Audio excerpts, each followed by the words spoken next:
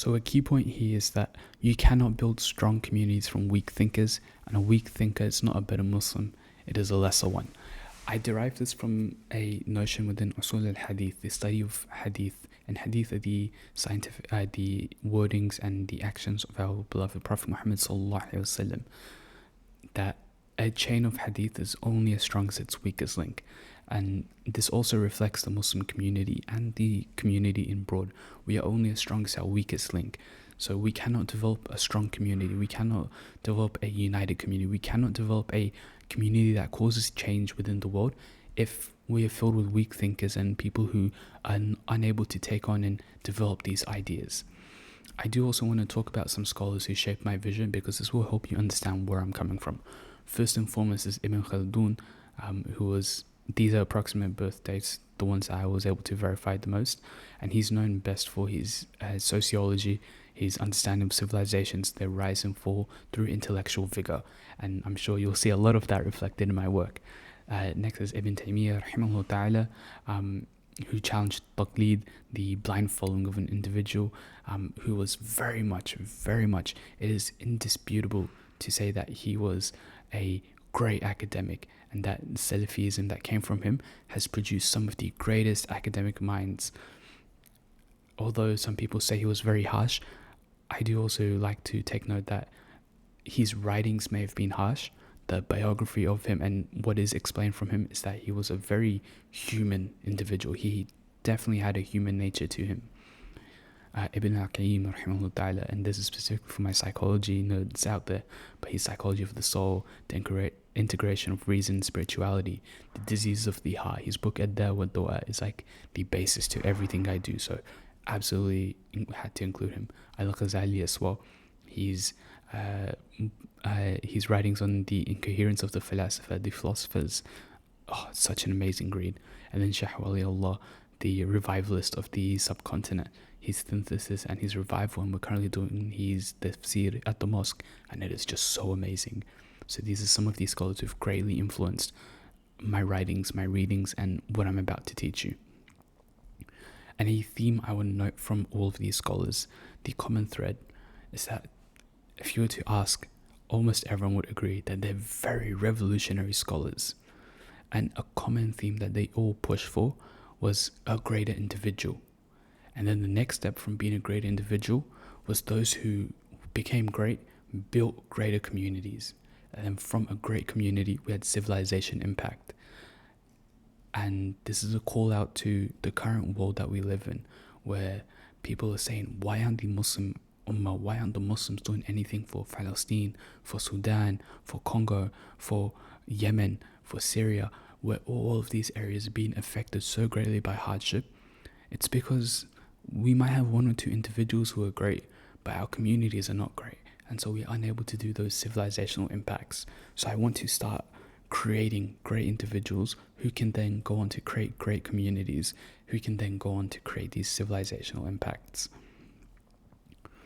And so I do want to very importantly mention, this series is not an attempt to weaken your faith, nor is it an exercise in importing secular frameworks uncritically onto Islamic frameworks, and nor is it an academic performance. Rather, it is a recovery for what was already inside the Islamic tradition. I hope to synthesize and explain tools to help you read and think at a higher level. And finally, I would like to say, although this is quite haughty of me, and I've put this here as like a lofty goal, a continuation of the work that these 5 scholars I've mentioned have started. So we'll move on to the actual talk on critical thinking. What is critical thinking? And I based this whole section on the book written by Cleave on an introduction to logic and critical thinking. And so before we move forward any further, we'll take a moment to reflect. What do you think critical thinking means? What comes to mind immediately? Moving on, most people, when they think of critical thinking, they think of something like skepticism or conspiracy theories. But it's not exactly wrong. It's not exactly right either. It's kind of incomplete, meaning that if we have a fuzzy or indistinct definition of what we're trying to do, we can't do it well.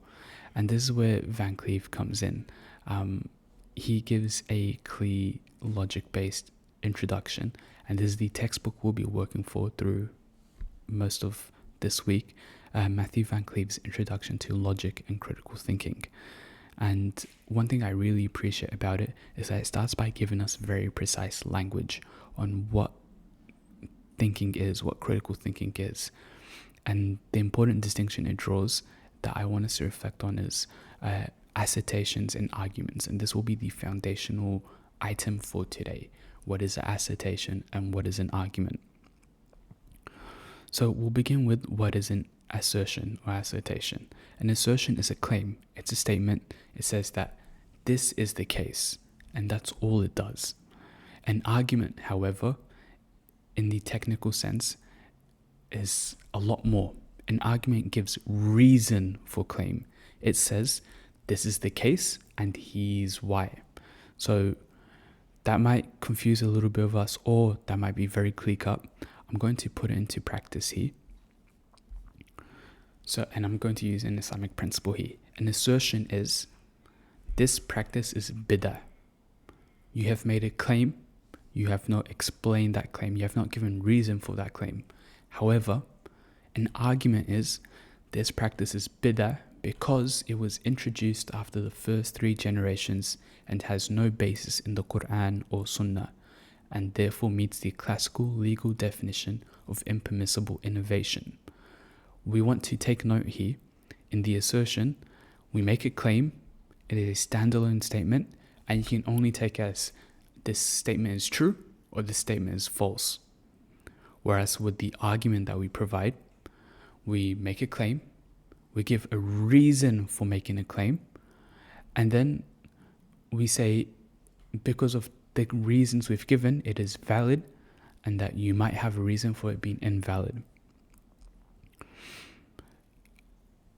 Now, this might sound very simple to us, but I want you to sit with how radical this practice is, because online we are exposed to a lot of discourse, and reading, you are exposed to a lot of discourse. In fact, if you open a newspaper, you're exposed to a lot of discourse. And the reality is, a lot of what you're exposed to online and on social media and in the newspapers are simple assertions. They make claims and they leave it at that. Online, you might see a post, this is bid'ah, full stop. Or the scholars of the past were greater than us, full stop. Or you are not allowed to question that, full stop. These are all assertions. And assertions might be true. That's an important thing. They might be true. But the problem is that they're not false. The problem here is that they don't give you any basis for evaluating them. They don't give you any foundation to examine them and understand where this assertion is coming from. And so what happens is then when you read something, you're forced to choose a side. You cannot be a fence sitter. You're forced to say, is this true? I accept it. Or is this false? I reject it. And that happens purely based on how the person presenting it feels and how you understand the person presenting it. An argument is different. An argument says, here are my premises, my core idea. Here is my conclusion. And now you can evaluate whether the premise I'm providing is true based on the reasons I have given. And a key point about arguments is that it invites scrutiny. It invites people to look at what you're saying, to challenge what you're saying, and to understand it. Whereas an assertion simply says this is it and shuts down any place of discussion for it. It's why a lot of people, when you challenge them on their assertions, for example, when you challenge Catholics on the Trinity, and they might simply say, this is why I've been told, there is no argument there. And when you challenge it, they shut it down, or they run away, or they're unable to understand this intellectual discussion because they have not heard the argument for it. They have simply been given the assertion that this is true. So we'll now move on to arguments versus explanations, because they look very similar, and the more higher quality the writer is, the more they can make you confuse the two. And this is a distinction that Van Cleave makes in his writing that I want to flag, because students often get tripped up by it. The difference between an argument and an explanation. They look similar because they both use the word because. Oftentimes when you see an argument, you'll see it said that XYZ is this because, and an explanation will say the same thing. This is because. But, and we have to always look for the buts when we're talking about this, an argument is trying to establish that something is true. The conclusion that is presented is still something you can scrutinize and question because you're making a case here. However, an explanation assumes that the conclusion is already established, meaning it is taking the conclusion that is provided and already accepting that this is true.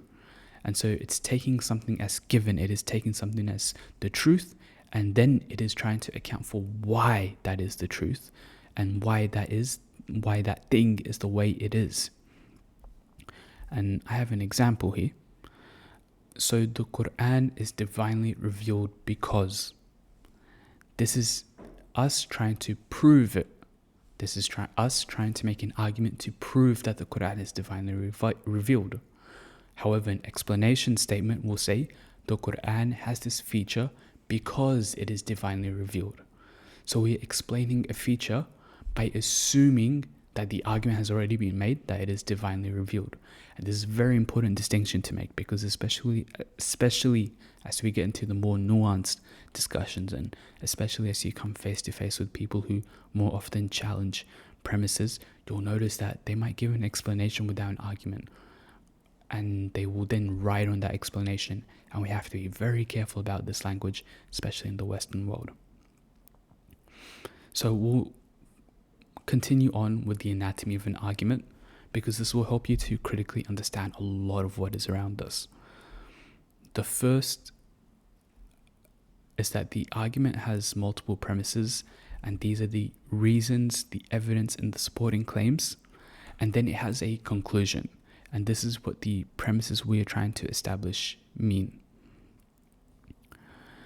So the first is that we have premise 1, a reason you offer as true. Premise 2, and this isn't always every argument, but this is generally the common breakdown that I see of an argument. Another reason for what you offer as true, and then finally the conclusion, what the premises are actually supporting. And so critical thinking in this sense is taking the argument and breaking it down into premises and then saying, are these premises actually true? How can we understand that these premises are actually true?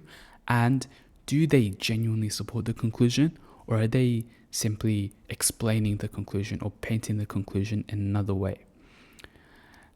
These two questions, simple as they sound, will take you through basically 90% of the analytical work you'll ever need to do, especially because of the advent of AI.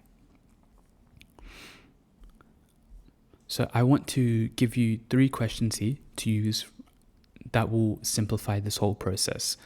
And I hope that these questions won't take away from you and your understanding of this process, but that they get the ball rolling.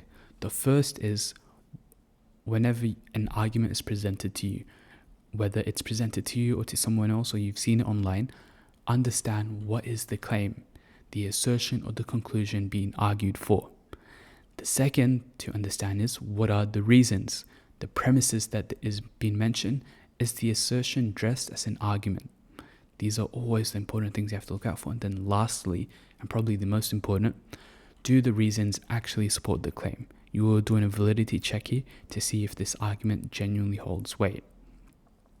Memorize these 3 questions because they are basically the beginning of everything that we're going to do from now on. So we'll move on to the next section, Islam's own vocabulary for thought. And this is based on Elshinawy's article, The Lost Art of Contemplation. You can find on Yaqeen Institute and one of our readings. And I'll begin with this quote here from the article. The author says, the Quran utilizes a diverse set of terms such as thinking, reflecting, and remembering. Some exegetes have described 30 different terms used for the process of thinking. Imagine that. Where else can you find a text that names 30 varieties of intellectual activity which takes thinking seriously at the level of language? You can't find it. This is why the Quran is a divinely revealed book, because no other book will you find will take the process of thinking, of intellect, and break it down into 30 ways, each of which deserve a whole book in itself. Today, however, I'm going to take 3 core terms based off what modern day we see, and we will then use these 3 terms to further understand how Islam understands intellectualism, how Islam understands critical thinking, and how we can then apply it for ourselves. So the first we have is tafakkur. Those white boxes are meant to be in Arabic. I don't know what happened, but such is life. Tafakkur is best understood as I've said, the active, effortful pondering. But it's a little bit more than that, because it's a deliberate, analytical engagement with something. When you're working through a problem, for example, and you're really working through it and not just skimming through it, that's tafakkur. It's in the same language linguistically as fikr, which is roughly translated as thought. And we note down that the Quran uses this word when it's calling people to think hard about something, not to just see it and accept it, but rather to really, really think about it. The second is tadabbur, and this is a lot deeper, where you're reflecting on implications and you're tracing consequences of something, and you're sitting with something for a long time.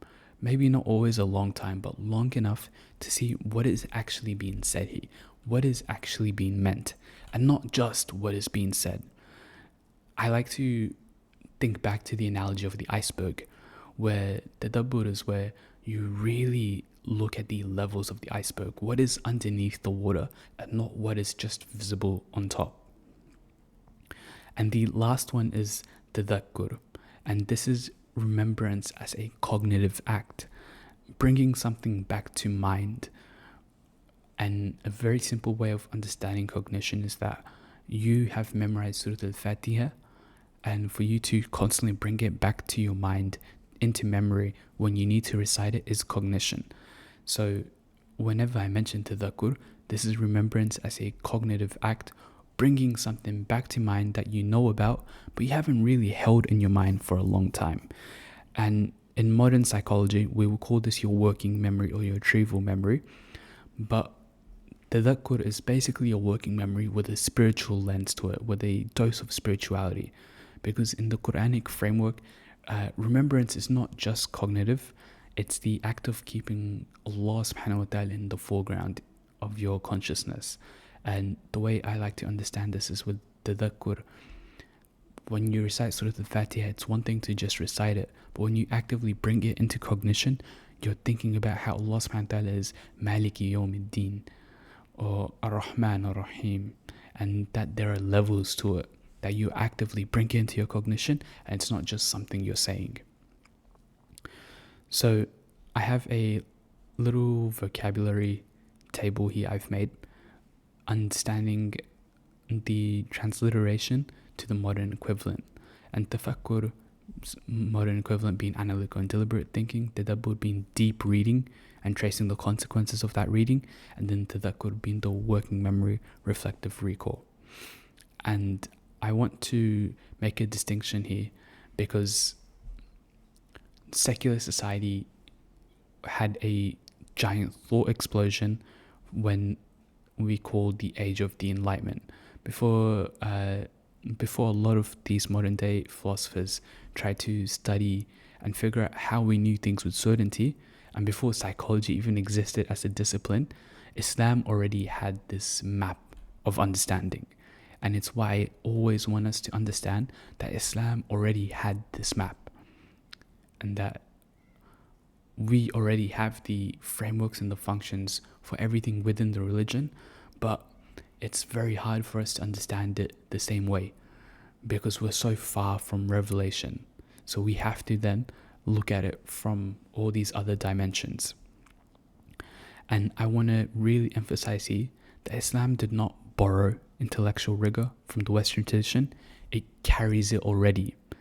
Rather, that the Islamic tradition is so sophisticated that before the West rediscovered Greek philosophy, we'd already understood it, and that we already established we don't need all of it because our religion, our tradition already has everything. So the lost art, and we'll use this flow diagram here. Why does Elshinawy in his article call it the lost art? Because the culture of careful thought existed in the classic Islamic tradition. It was practiced by scholars I named earlier and by 1,000 others. It was the intellectual foundation of the civilizations that produced algebra, optics, medicine, law, philosophy, poetry, psychology. The scientific golden age that Islam had came from this foundation. And then through a complex set of historical pressures and geographical items that we don't have the time to unpack today, nor do I have the expertise to unpack, it atrophied. Not everywhere, nor all at once, but significantly atrophied.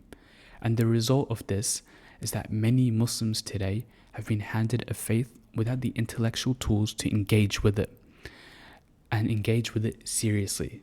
And this is where the fallacy is, this is where the fault lies that I am trying to fix. It's a structural problem, it's an educational problem, but I don't blame the individual.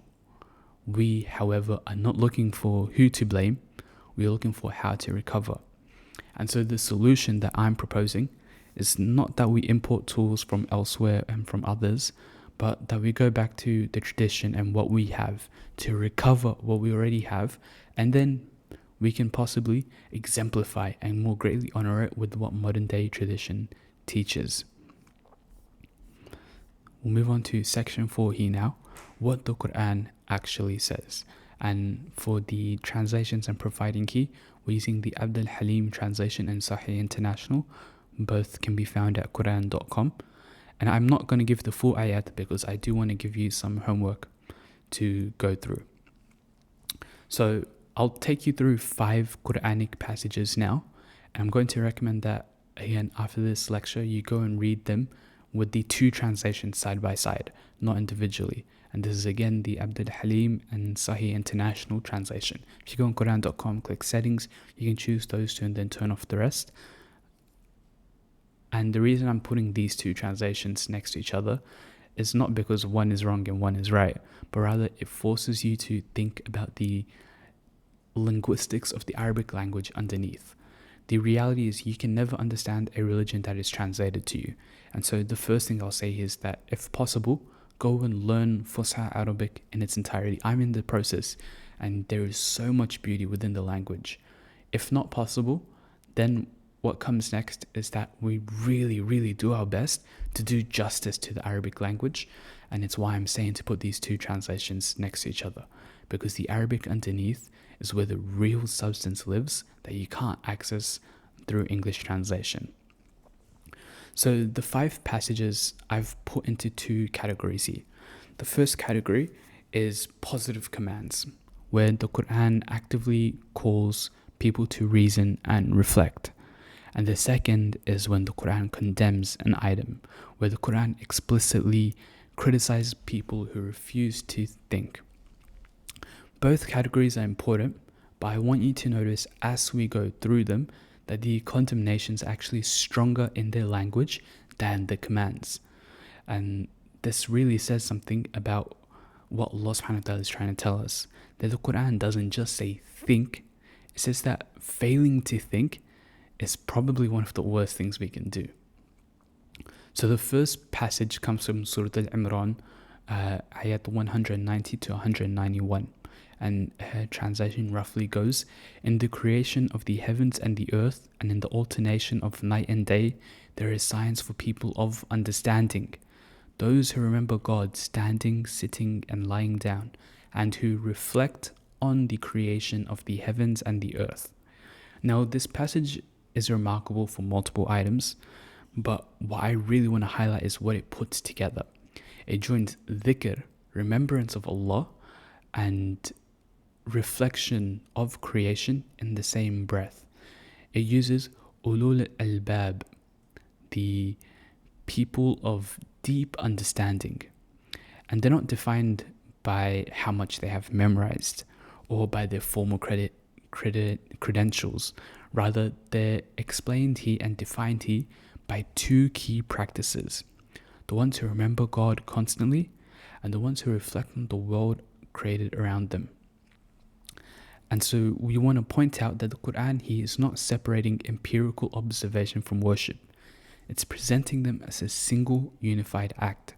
Look at the world, think carefully about what you see, and then relate that back to your creator, Allah subhanahu wa ta'ala.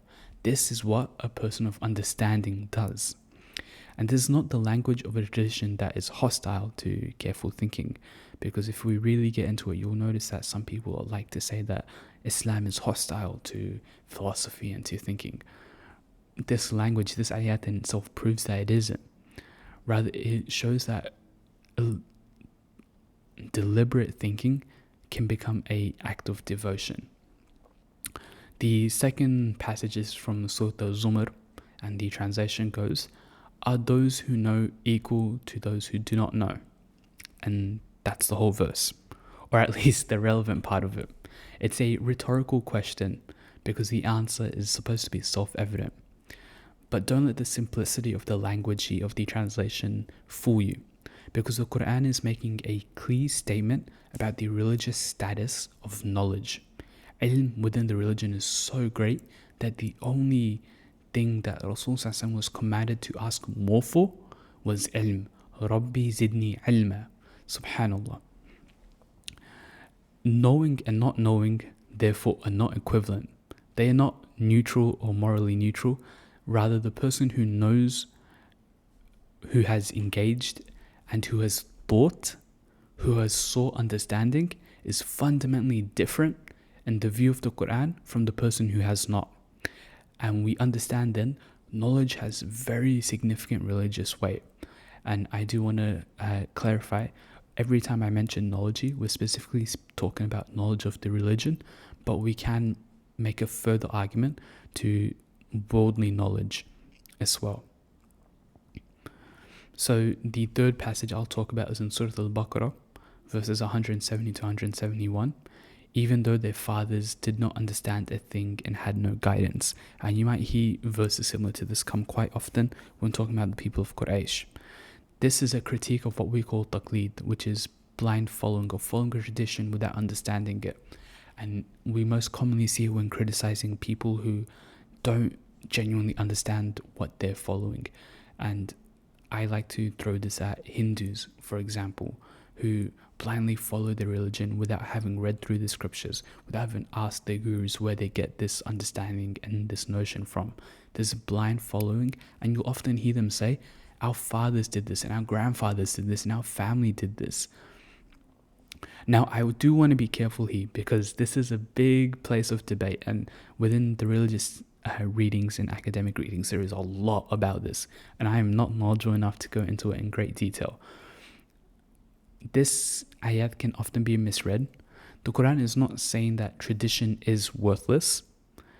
It's not saying that learning from those who came from before us is wrong. What I'm really trying to get at here is that it's telling us that the argument, my father did it and therefore I do it, is not sufficient. You need a lot more to justify why you're doing something. The fourth passage is from Surah Al-A'raf, ayat 179. They have hearts they do not understand with, eyes they do not see with, ears they do not hear with. They are like cattle, indeed they are even more astray. The comparison here, they are like cattle, indeed even more astray, is for me always a really harsh reminder, because what is being described here? People who have the faculties of understanding, which is each and every one of us, except for those who are insane, each and one of us have hearts, eyes, and ears, the three faculties of understanding that the Quran has put forward, and we're not using them. They have the equipment for critical engagement, which is what this whole series is trying to teach us about. But we're choosing not to engage. We're facing away from it because it is difficult. And the Quran says this is worse than being an animal. And not just any animal, this is worse than being a cattle. An animal that is fed and lives purely on its desires, you're worse than that. That if you have these faculties and you don't seek to understand. And the reality is that we do have them. We've let them get atrophied with the rise of AI, with the rise of algorithms, with the rise of social media, and with the lack of memorization and the lack of reading. But we can change this. And that's the really important thing. In the study of eschatology, it gets really deep and dark, and eschatology is the study of the end of times. It gets really deep and dark and upsetting, and people lose hope. And every single time I listen to a knowledgeable sheikh talk about it, they always come back. Always at the end of the eschatology lectures, they mention. And Rasul said, if the day of judgment was in the next couple of hours and you still had the opportunity to plant a tree, plant it anyway. You know it will not rise because the day of judgment is the next couple of hours, but plant the tree still because there is an opportunity for goodness always. And in the same vein, there is always an opportunity to change, to not be like the cattle. So what I'm trying to do is make that change easier by pointing out how to do it. And an important part on this ayat of 179 is that we have to understand that our cognitive faculties are entrusted to us by Allah subhanahu wa ta'ala. And therefore, we are failing the trust of Allah subhanahu wa ta'ala by not living up to using them. And laziness is therefore a moral failure and not something that we should have, nor should be something we're proud of. The final ayat I'm going to talk about is from Surah Al-Anfal, verse 22. The worst of living creatures in the sight of Allah are the deaf and dumb who do not use reason, who do not use their intellect. The worst of living creatures. If what I said earlier was up for debate, it is no longer up for debate. It is clearly said here, the worst of living creatures, not bad people, not criminals, not hypocrites, because they get their own category of condemnation in the Quran. The worst of living creatures in God's sight are those who do not use their aql, their intellect, their reason.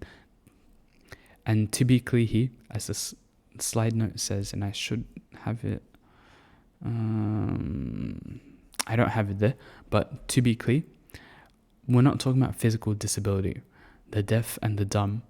We're talking about the people who have capacity to hear and speak and reason and still choose not to, who close them off from it, who run away from the engagement of it, who receive and transmit information without ever evaluating, is it true, is it worthy of being reported, is it like necessary?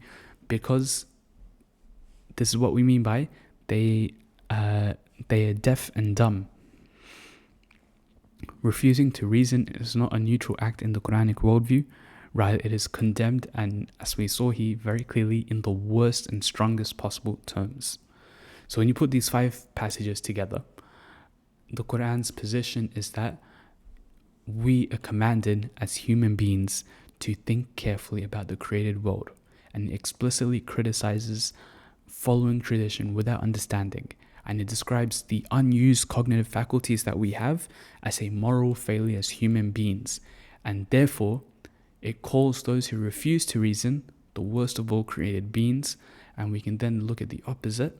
If the worst of us is the ones who don't use our faculties, then the best of us are the ones who do use it. And so, I'm going to jump ahead a little bit here to bringing it all together. So I've mentioned 3 key things here now. Van Cleave and his structure of arguments and evaluation of them. Elshinawy and his Yaqeen article on the 30 terms for Islamic thought, and the Quran. Our understanding here then is that critical thinking is native to the Quranic worldview, and it needs to be recovered and not borrowed from Western thought. This is the central claim of this week. And to be honest, it's the foundation for every single lecture moving forward, that everything we do, every framework, everything we introduce, every text we read, every skill we develop builds upon this, that critical thinking is native to the Quranic worldview and found within it. So what we are doing right now is a recovery of a skill that we all should have as Muslims, and not importing something that comes from outside the religion. So I'm not going to do that attention. I am going to go through our readings here. So if possible, you can also find the book online, Van Cleave's Introduction to Logic and Critical Thinking. You only have to go through chapters 1.1 to 1.2 for what we're talking about today. However, if you get the opportunity, I do implore you all to read through the whole book. It is very interesting in how he explains logic and understanding and critical thinking.